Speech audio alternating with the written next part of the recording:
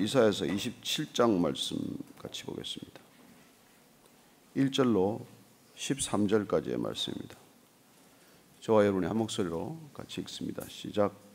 그날에 여호와께서 그의 견고하고 크고 강한 칼로 날랜 뱀 리워야단 곧 꼬불꼬불한 뱀 리워야단을 벌하시며 바다에 있는 용을 죽이시리라. 그날에 너희는 아름다운 포도원을 두고 노래를 부를지어다.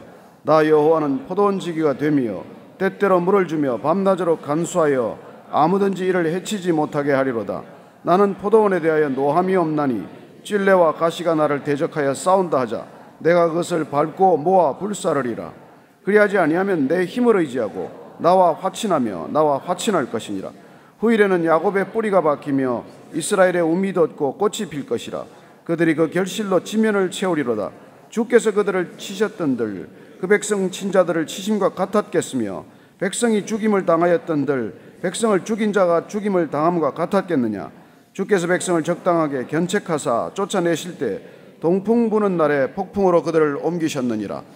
야곱의 뿌리가 속함을 얻으며 그의 죄 없이함을 받을 결과는 이로 말미암나니 곧 그가 제단의 모든 돌을 부서진 횃돌 같게 하며 아세라와 태양상이 다시 서지 못하게 함에 있는 것이라.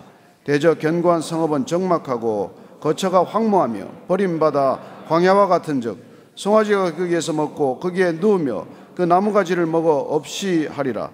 가지가 마르면 꺾이나니 여인들이 와서 그것을 불사를 것이라. 백성이 지각이 없으므로 그들을 지으신 이가 불쌍히 여기지 아니하시며 그들을 조성하신 이가 은혜를 베풀지 아니하시리라. 너희 이스라엘 자손들아, 그날에 여호와께서 창이라는 하수에서부터 애굽 시내까지 과실을 떠는 것 같이 너희를 하나하나 모으시리라. 그날에 큰 나팔을 불리니 아수르 땅에서 멸망하는 자들과 애굽 땅으로 쫓겨난 자들이 돌아와서 예루살렘 성산에서 여호와께 예배하리라. 아멘. 오늘 이 27장은 23장에서부터 시작된 이사야의 소묵시록의 마지막 부분입니다. 노래로 장식이 되죠. 또 한 번의 포도원의 노래를 듣게 됩니다. 성경에서 포도원은 하나님의 백성들을 일컫는 그런 표현들이죠. 예수님이 오셔서도 포도원이나 포도나무나 포도밭 비유를 즐겨 하십니다. 중동 땅, 특별히 이스라엘 땅에서는 세 가지 과실수가 있지 않습니까? 포도나무, 무화과나무, 올리브나무야말로 그들의 생계와 직결된 나무들이죠. 특별히 포도나무의 풍성함, 포도 열매의 풍성함, 포도주의 아름다움이나 향미, 이런 것들에 대한 비유가 수없이 나옵니다. 오늘 하나님께서는 그 포도원을 새롭게 하는 그런 노래를 이사야를 통해서 부르게 하십니다. 우리는 이미 5장에서 포도원이 어떻게 망가지는지, 어떻게 심판받는지에 대한 그런 노래를 한 차례 들은 적이 있어요. 대비되는 노래입니다. 한 번 더 보았으면 합니다만 1절 한번 먼저 읽고 시작하겠습니다. 시작. 그날에 여호와께서 그의 견고하고 크고 강한 칼로 날랜 뱀 리워야단 곧 꼬불꼬불한 뱀 리워야단을 벌하시며 바다에 있는 용을 죽이시리라. 리워야단이라는 동물은 기억하시죠?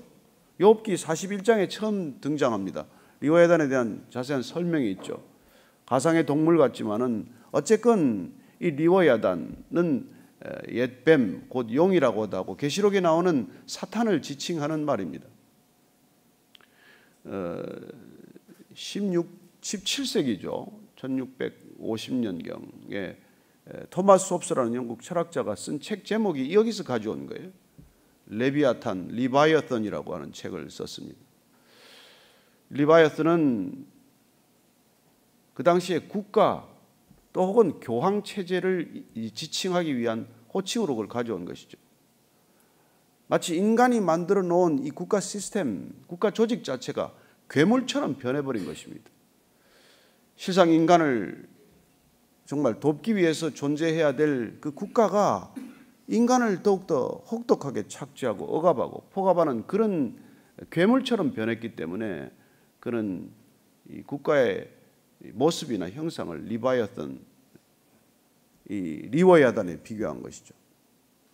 또 한 가지는 그는 이 로마 교황청 해괴한 시스템을 거기다가 비유한 것입니다. 성경 권위에 맞먹는 교황의 권위를 인정을 하고 성경이 주장하지 않는 바를 교리로 내세우는 그런 정말 이해할 수 없는 일들에 대해서 토마스 홉스는 그렇게 격한 의조로 어떻게 보면 이걸 리워야단에 비교한 것이죠. 오늘 하나님께서는 그 리워야단을 반드시 심판하신다고 말합니다. 심판이란 우리가 우리 힘으로 감당할 수 없는 것들에 대한 하나님의 결정이에요. 우리가 어떻게 하겠어요? 우리가 이 세상을 어떻게 하겠습니까? 지금 보십시오. 유엔 총회가 이때까지 이런 유엔 총회가 어디 있습니까? 저렇게 격한 어조가 난무하고 외교 무대에서 들을 수 없는 단어들이 등장을 하고 그야말로 어떤 일이 일어날지 모르는 이런 상황들을 보면서 국가라는 조직은 도대체 뭡니까? 무엇 때문에 존재하는 것일까요? 오늘 마치 레비아탄, 리워야단, 리바야탄과 같은 그런 거대한 국가 조직의 기괴함을 다시 한번 떠올리게 되는 것이죠. 그래서 그날은 있다는 것입니다. 그날. 저는 이 그날에 대한 여러분들의 기대와 소망을 잃지 않게 되기를 바랍니다. 두렵죠? 우리도 어떻게 될지 모르겠죠. 그러나 심판이 있다는 것은 여러분 구원이 있다는 뜻이고 구원이 있다는 것은 반드시 징계가 있다는 뜻이고 그 징계가 이루어지는 날을 우리는 그날, 주의 날이라고 표현하는 것이죠. 주님께서 어떻게 이 모든 걸 그냥 지나가고 내버려 두실 수 있겠습니까? 하나님께서 그 백성들을 지키시기 위해서 어떤 조치가 필요하다고 생각하실 때 어떻게 그냥 지나갈 수 있겠습니까?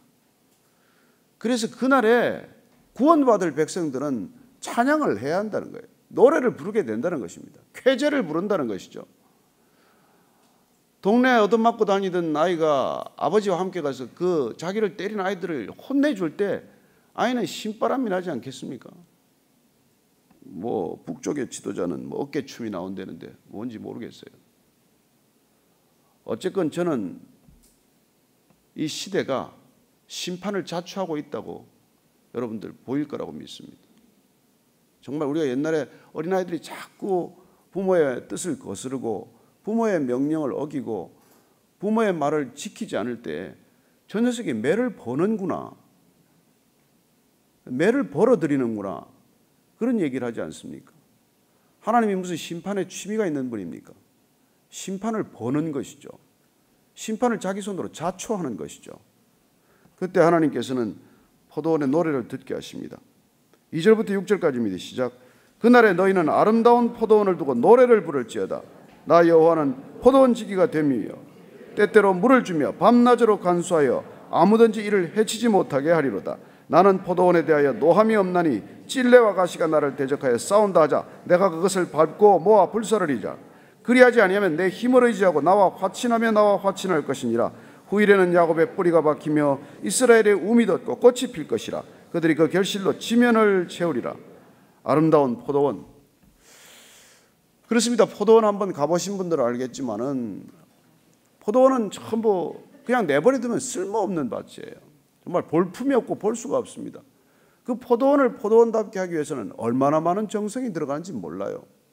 마치 양떼가 아름다운 털을 유지하기 위해서는 목자가 끊임없이 그 양들을 돌보고 깨끗이 하고 그 양은 넘어지면 제 힘으로 일어나지도 못해요. 그런 걸 이렇게 세워서 양떼를 몰아서 초지에 목초를 풍성히 먹고 살찌우듯이 포도원도 마찬가지예요. 이 포도원도 가지마다 전부 이 지주목을 세워서 포도 넝쿨을 다 달아줘야 돼요. 그래야 포도가 풍성하게 열리는 것이죠. 열매 맺지 못하는 가지는 가지치기를 해줘야 합니다. 다른 열매를 맺을 수 있도록 열매 맺지 못하는 성치 못한 가지들은 잘라내야 되는 것이죠. 마른 가지들은 나중에 다 불에 들어가게 될 것입니다. 어쨌든 그렇게 포도원을 지키고 간수하는 것. 그래서 풍성한 포도가 맺혔을 때 포도가 자기를 자찬할 수 있겠습니까? 누구의 애쓰고 수고함입니까? 그래서 포도원의 노래를 부를 수 있는 사람들은 겸손한 사람들이에요. 구원받은 백성들입니다. 구원이 뭔지를 아는 거예요. 여러분, 세상은 어차피 죽을 만큼 다 고생하는 사람들입니다. 구원받아서 게으르지 않아요. 저는 구원 제대로 못 받은 사람들의 특징이 게으름이라는 걸 잘 압니다. 여러분, 구원받은 감격이 있는 사람들은 게으를 수가 없어요. 더 죽을 만큼 일할걸요. 그러나 무슨 차이가 있냔 말이에요. 구원받지 못한 사람들도 죽을 만큼 고생해서 죽기 살기로 살아가고, 구원받은 백성들도 그들보다 더 이상 힘들게 사는 이유가 뭡니까? 그리고 결과는 어떻게 달라집니까? 구원받지 못한 사람들의 특징은 나르시시즘이에요. 자기 도취에 빠진 것이죠. 자기 스스로 자기가 모든 것을 이루었다고 자찬하는 것이죠. 그래서 그 인생의 주어는 끊임없이 나는이고 내가죠. 그러나 구원받았다는 건 뭐예요? 그런 자아도취로부터 건진받은 것입니다. 여러분, 영적인 한센시 병은 자아도취예요. 자기가 뭐나 된 것 같아. 자기가 뭔가 될 것처럼 느끼기 시작하는 그 교만에 빠져들면 여러분, 이웃이 보이지 않습니다. 그래서 이게 참 하나님이 참 매를 들지 않을 수가 없는 상황이 되는 것이죠. 고통을 가하는 것. 이 포도원이 고통을 당했던 노래를 한번 먼저 우리 5장 한번 찾아서 다시 한번 읽어보십시다.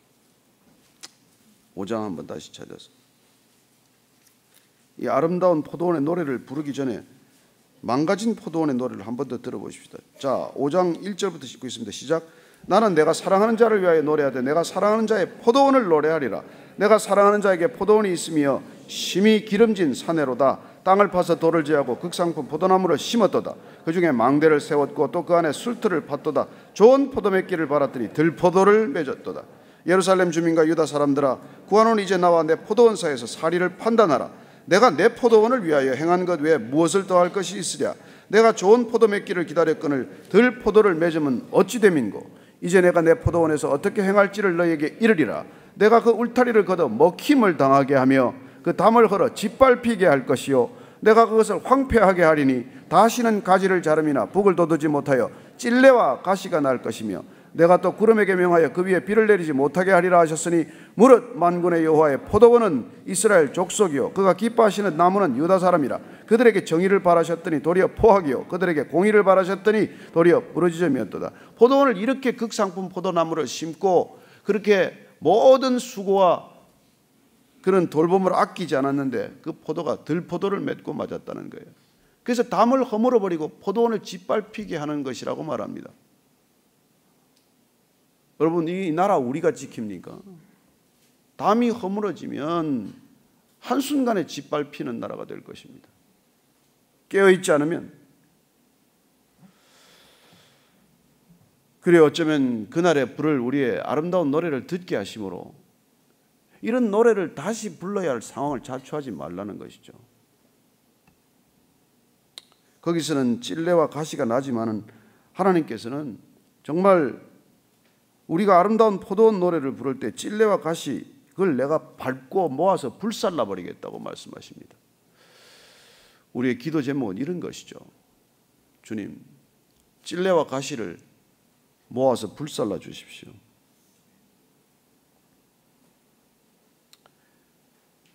그렇게 하려면은 주님께서 5절 말씀을 보면은 그런 일을 당하지 아니하려면 내 힘을 의지하고 나와 화친하며 나와 화친할 것이라. 화친이라고 번역되어 있지만 여러분, 히브리어는 그냥 여러분들 잘 아는 샬롬이에요. 나하고 샬롬해야 된다는 것입니다. 여러분, 하나님하고 샬롬 하셔야 합니다. 하나님 안에서 평안과 번영과 안정을 구해야 합니다. 하나님으로부터 샬롬이 올 때 우리가 다른 데서 자꾸 평안을 구하고자 하기 때문에 결국은 이런 심판을 자초하는 것이죠. 하나님께서 지금 말씀하십니다. 애타게 부르짖습니다. 나하고 좀 샬롬을 하라는 거예요. 여러분, 하나님과의 샬롬의 관계에 들어간 사람은 자기 자신과의 샬롬에 들어가고 이웃과의 샬롬에 들어가는 사람이 되는 것입니다. 그 사람에게는 야곱의 뿌리가 박히며 이스라엘의 우미 돋고 꽃이 필 것이라. 그렇습니다. 모든 아름다움이 거기서부터 비롯되는 것이죠. 시냇가에 심기어진 나무가 때를 따라 결실하는 것처럼 하나님과 샬롬이 있는 사람은 때를 따라서 늘 열매 맺는 삶이 되는 것이죠. 저는 우리 생애가 열매 맺는 삶이 되기를 축복합니다. 죽도록 살았지만 열매 없는 삶이 있어요. 모든 것을 다 가진 것 같지만 여러분 하나가 없으면 다 빠진 것입니다. 이 샬롬이 없으면, 모든 걸 다 가졌는데 샬롬이 없으면 여러분 무슨 소용이 있습니까? 가진 모든 것들에게 짓눌려 사는 것이죠. 가진 것도 짐이고 못 가진 것도 불만이고 있고 없고가 전부 불만이고 불평이고 불안이지만, 하나님과 샬롬에 들어간 사람은 상황과 조건과 환경에 관계없이 평강을 누리는 사람이 되지 않습니까? 그 사람은 그날이 오더라도 걱정이 없어요. 하기야 우리나라 사람들은 너무 담대하다고 외국이 깜짝깜짝 놀라지 않습니까? 외국은 깜짝깜짝 놀라는데 우리는 놀라는 사람이 아무도 없어요. 핵을 터뜨려도 놀라나, 무슨 뭐 김정은이가 무슨 소리를 해도 눈 하나 깜짝하지 않아요. 태평양에 수소탄을 터뜨리려면 터뜨려라, 뭐 그런 배짱들이에요. 이게 구원을 받아서 그런 건지 구원을 몰라서 그런 건지 알 수가 없는 백성이 되고 말았어요. 제가 아는 분은 어머니 마지막 보러 들어왔는데 미국에 살다가 와보니까 너무 놀래가지고 좀 더 오래 있기로 했답니다. 그러나 주님께서 그날에 심판이 온다고 하더라도 당신의 백성들은 신기하게도 이렇게 말씀하십니다. 7절 8절 말씀입니다. 시작. 주께서 그 백성을 치셨던들 그 백성을 친 자들을 치심과 같았겠으며 백성이 죽임을 당하였던들 백성을 죽인 자가 죽임을 당함과 같았겠느냐. 여러분, 심판할 때 하나님께서는 이스라엘 백성들을 심판하기 위해서 아수르와 바벨론을 사용하셨습니다. 그러나 하나님께서 그 심판날에 이스라엘 백성들과 아수르나 바벨론이나 이방 백성들, 하나님께서 이스라엘 백성들을 징치하기 위해서, 다스리시기 위해서 썼던 채찍과 그 몽둥이를 다루는 것과는 다른 방법이라는 거예요. 여러분, 이게 우리의 또 하나의 소망의 근거입니다. 우리도 고난을 당할 거예요. 우리도 경책을 받을 것입니다. 그러나 우리를 경책하기 위해서 쓰셨던 하나님의 도구, 그들과는 다르다는 거예요. 저는 여기에 심판에 미묘한 갈림길이 있습니다. 그럼 우리가 여기가 그야말로 이 땅에 무슨 불의 심판 같은 일이 일어나면 우리 다 같이 죽겠죠. 그러나 하나님께서는 하나님의 백성들이 당하는 고난과 하나님의 백성의 고난이 되도록 한 그 수단과 통로가 된 사람을 다루는 게 다르다는 것이죠. 여러분, 가룟 유다는 창자가 터져 죽었어요. 은 30을 아겔다마에 던져버리고 그는 그런 비참한 목숨으로 죽는 것입니다. 저는 이 땅에 여러분들이 사는 마지막 날까지 하나님의 선하심을 맛보아 아시기를 바라고, 그리고 그 선하심을 맛보아 아는 사람들은 악을 다스리는 도구가 되지 않기를 바랍니다. 악을 다스리기 위해서 하나님은 악을 쓰시지 악을 다스리기 위해서 선한 사람을 쓰지 않습니다. 하나님은 선함이란 악순환을 끊기 위한 하나님의 놀라운 선물이요 지혜지, 하나님이 선을 악하게 만들어서 쓰지 않습니다. 선을 선하게 지키기 위해서 악을 쓰실 때가 있지만, 그러나 그 악을 다루는 방법은 훨씬 당신의 백성들을 다루는 것과는 다르시다는 것입니다. 자, 그래서 주께서 백성을 적당하게 견책하신다고 말합니다. 적당하게 견책하신다. 하나님께서 나무라세요? 그러나 죽이십니까? 아니지 않습니까? 하나님께서 우리를 다스리실 때, 나무라실 때, 견책하실 때 하나님께서는 적절하게, 적정하게. 그래서 여러분들이 고난을 받으면, 만약에 하나님으로부터 인한 고난이라면 하나님이 여러분 체질에 딱 맞는 고난을 주십니다. 아시죠? 내 우상부터 하나씩 걷어가기 시작하십니다. 내가 돈으로 우상을 삼고 있다면 돈을 거두어 가실 것이고, 내가 심지어 어떤 사람을 우상으로 삼았다면 그 사람을 거두어 가시거나 고난을 갖다 주십니다. 저는 여러분들이 그렇게 하나님께서 주시는 고난이 내게 적절한 고난, 내게 필요한 고난, 내게 반드시 있어야 할 고난이라는 것을 깨닫고, 그래서 고난은 축복입니다. 고난은 선물입니다. 그렇게 고백할 수 있게 되기를 바랍니다. 그게 포도원의 노래예요. 각자의 포도원의 노래가 있습니다. 저와 여러분들이 불러야 할 포도원의 노래가 있어요. 그렇습니다. 하나님 그러셨군요. 견딜만 한 것을 주셨군요. 무릇 감당할 만한 고난을 제게 주셨군요. 가장 적절한 고난을 주셨군요. 그렇게 되돌아보게 되는 것이죠. 저도 여기까지 오면서 주님이 주셨던 고난을 되돌아보면 꼭 필요했던 고난들이에요. 그때는 견디기 어려웠고 죽을 것만 같고 어떻게 이럴 수가 있느냐고 밤을 새워 통곡하는 일이 있더라도 돌아보니까 하나님은 적당하게 주셨어요. 적절하게 주셨습니다. 없으면 큰일 날 뻔했습니다. 안 주셨으면 정말 영원히 끝날 뻔했어요. 그래서 야곱의 불의가 속함을 얻으며 그의 죄 없이 함을 받을 결과는 이로 말미암나니 곧 그가 제단의 모든 돌을 부서진 횃돌 같게 하며 아세라와 태양상이 다시 서지 못하게 하며 있는 것이라. 대저 견고한 성읍은 적막하고 거처가 황무하며 버림받아 광야와 같은즉 송아지가 거기에 먹고 거기에 누우며 그 나뭇가지를 먹어 없이 하리라. 그때 심판날에 심판이 와야, 하나님이 살아계심을 알아야 그때 우리는 비로소 우상들을 다 부신다는 거예요. 회파한다는 거예요. 의지했던 모든 것들을 다 버린다는 것입니다. 아세라 상이며 바알 상이며 그런 것들 다 갈아서 없애버린다는 거예요. 횃돌처럼 횃가루처럼 없이 한다고 말씀하시는 것이죠. 저는 여러분들에게 본질만 남아있게 되기를 축복합니다. 비본질적인 것들에 매여 있지 마십시오. 오늘 교회가 비본질 것에 매여서 본질을 놓쳐버리는 바람에 이게 무슨 교회냐 하는 소리를 듣지 않습니까? 교회 안에 있는 이런 아세라 상들이 있습니다. 교회 안에 모든 태양상들이 있습니다. 옛날에 이스라엘에 그만큼 타락하지 않았습니까? 예루살렘 성전이 만신전이 되어버린 것이죠. 온갖 우상이 다 들어온 것입니다. 어떻게 하나님께서 그걸 참고 계시겠습니까?